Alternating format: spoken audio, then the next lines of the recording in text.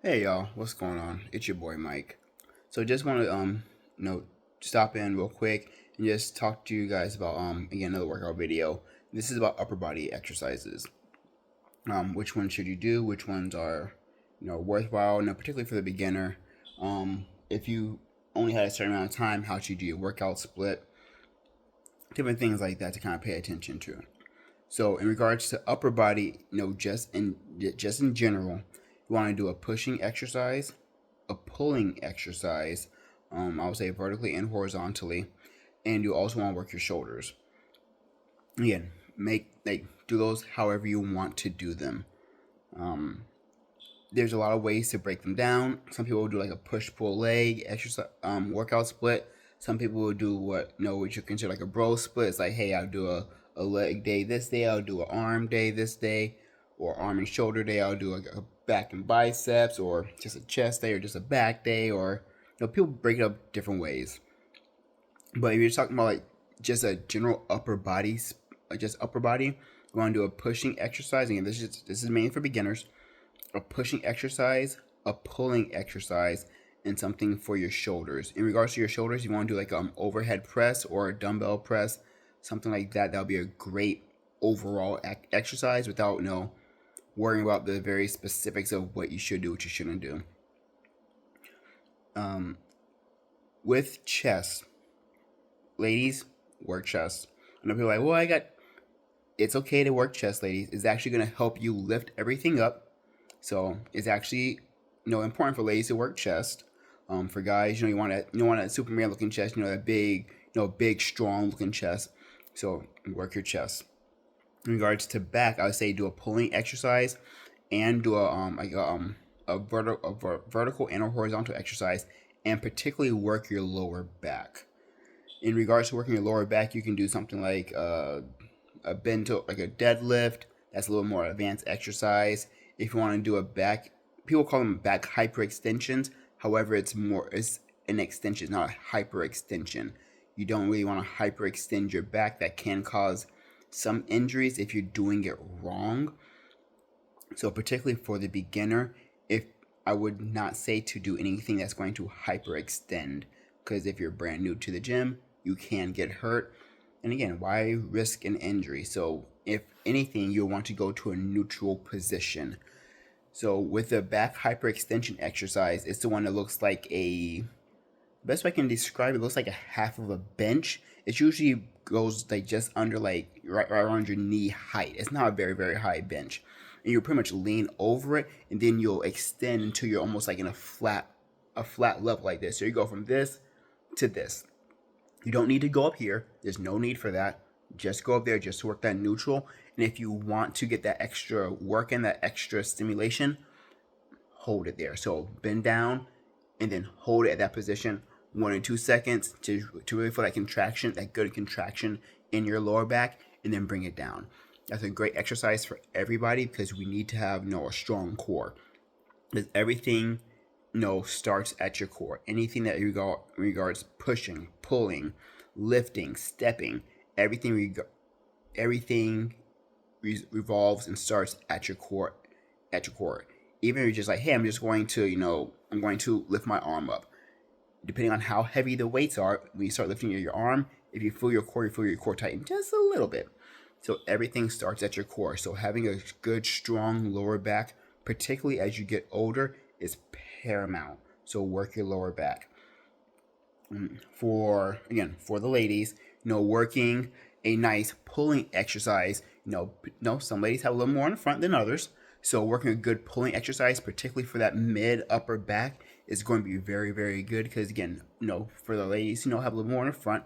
They tend to round a little bit more. They kind of lean over. So if you have more structure, more stability in the back, more strength in your back, kind of helps lift everything up. It helps reduce that overall fatigue at the end of the day that you may feel, from carrying a load.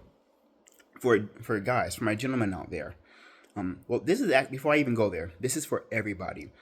We are seeing a lot more people who have that forward leaning posture because of just how society is now. Everything is everything's forward. When we're texting, we're kind of hunched over. Whenever we're typing on our computers, we're hunched over. We just tend to have worse posture as we're getting older because of our weak musculature.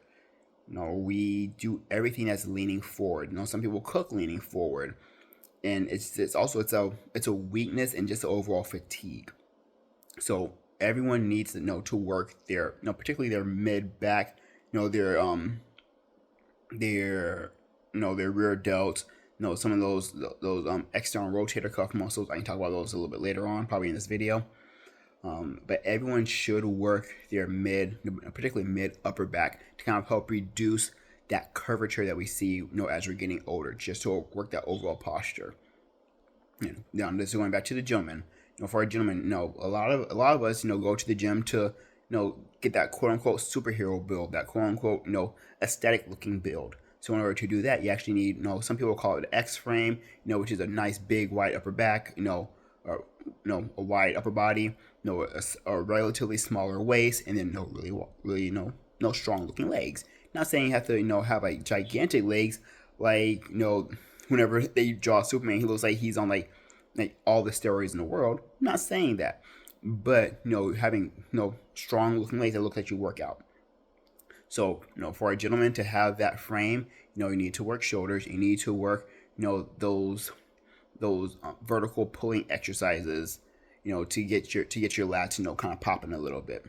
For the detail in your back, you need to work your rowing exercises, whether it's a bent over row, whether it's a seated cable row, whether it's a just a machine like a plate loaded row.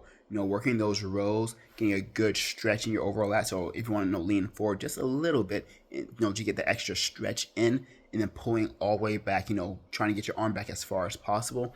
That'll be a very good idea to get the extra detail in your back. As your body fat percentage, drops down, you're able to see a lot more detail. You may not see as much detail, with a higher body fat percentage, but you can notice, hey, my strength is getting better. I'm feeling a little more contraction. Sometimes you just won't see the full results until you get your body fat to a lower percentage. So that'll be a very good idea, particularly for my gentlemen. In regards to shoulders, for just an overall shoulder development, you want to work something like a dumbbell press or a military press, because doing an exercise like that is going to recruit all three heads of your shoulders. You work your front delts, your lateral delts, and your rear delts. But you have to stabilize everything. Particularly with with dumbbells, you have to work a lot more stability than you would with a plate loaded machine, or or like a pin loaded machine. So working your dumbbells, your barbell overhead presses, things of that nature, you do get a lot more stability compared to if you're working like a pin loaded machine or a plate loaded machine. Those are great. Again, just depends on what you have available to you and what you have available time wise. But again, if you want just overall shoulder development, you're kind of short on time, you're kind of new, just trying to figure out what you want to do, then I would definitely say do some kind of overhead press. Secondary to that, I would say, for your overall, shoulder development, you want to work a lateral raise. Whether it's a plate loaded lateral, like a pin loaded lateral raise, a dumbbell lateral raise, a cable lateral raise, whatever you have available, do that exercise. That'll be great for your overall shoulder development. For your overall aesthetic look, and just for overall health and posture, I would say, definitely work your rear delts, whether it's a rear delt fly, whether it's a face pull. A face pull is actually a really great exercise. That also helps, with what I was talking about, that overall hunched over position. A face pull is a great exercise to kind of get everything, back in a better position, if you will. You're really working on that stretch. You're getting everything where it needs to be. So doing a face pull is a great exercise. Now, notice I didn't say front raises. Front raises are a great exercise. However, a lot of people do have like a little bit more overly developed front delts because, particularly with a lot of pushing, with your bench presses, and everyone's like, oh yeah, chest day, chest day, chest day. But whenever you're pushing, you're also getting your front delts involved. So a lot of people, in regards to shoulder development, their front delts tend to be more developed than their lateral delts, and definitely more so than their rear delts. But not a lot of people pay attention to their rear delts. So if you're kind of short on time, you only have time for like 3 main exercises or 3 main target points for your delts. I would say doing some kind of overhead press variation, a lateral raise, and a rear delt exercise. And then if you want to do like a front raise, at the end, there's nothing wrong with that. But again, also play around with the different exercises, see what works best for you. If you're like, hey, I'm more of like a compound exercise kind of guy, you can work, sled pushes. I really enjoy sled pushes. To me, they're fun.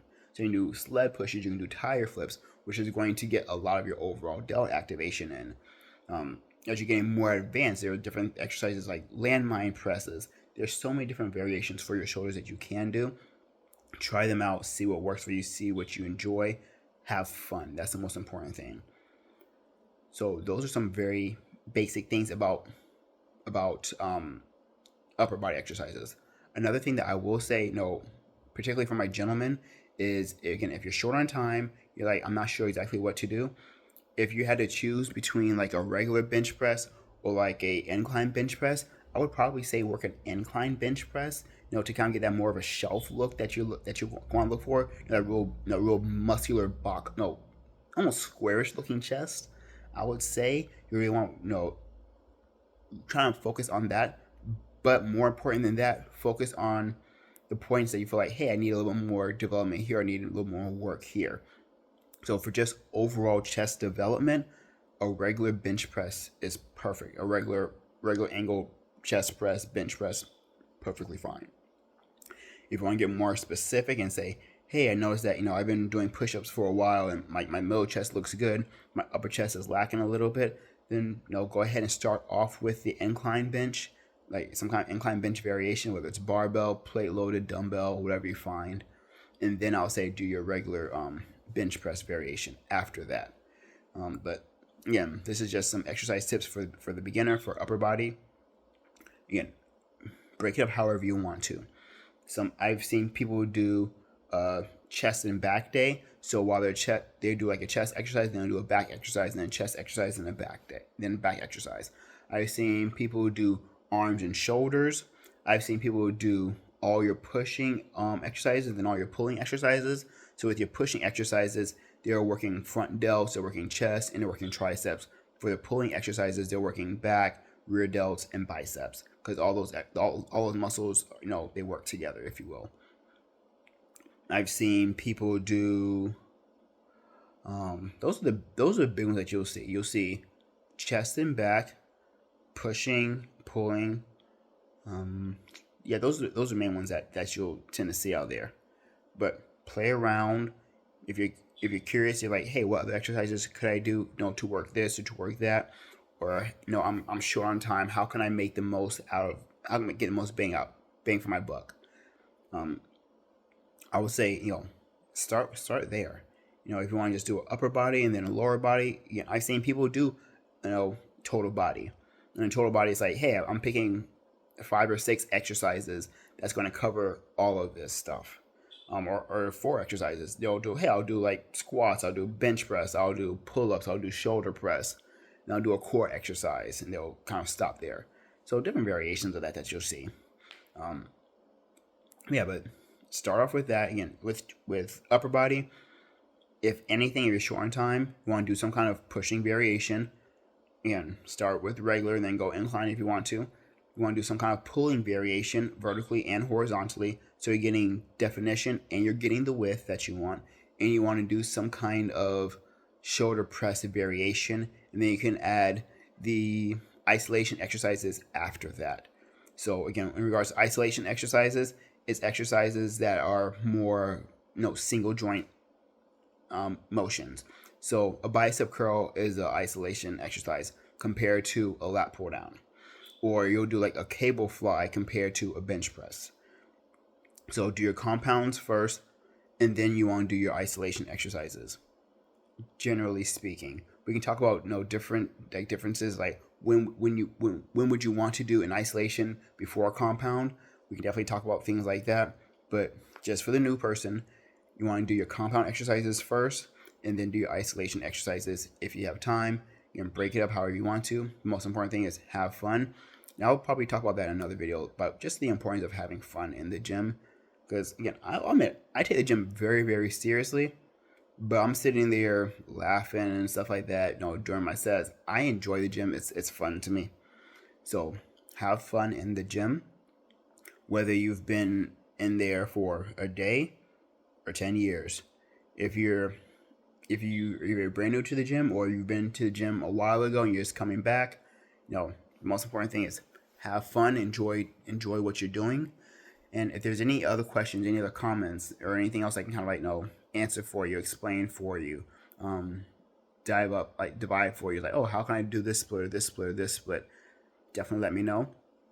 Tomorrow's actually my leg day. I'm thinking about recording a core video for you guys, a core exercise video for you tomorrow. I bet.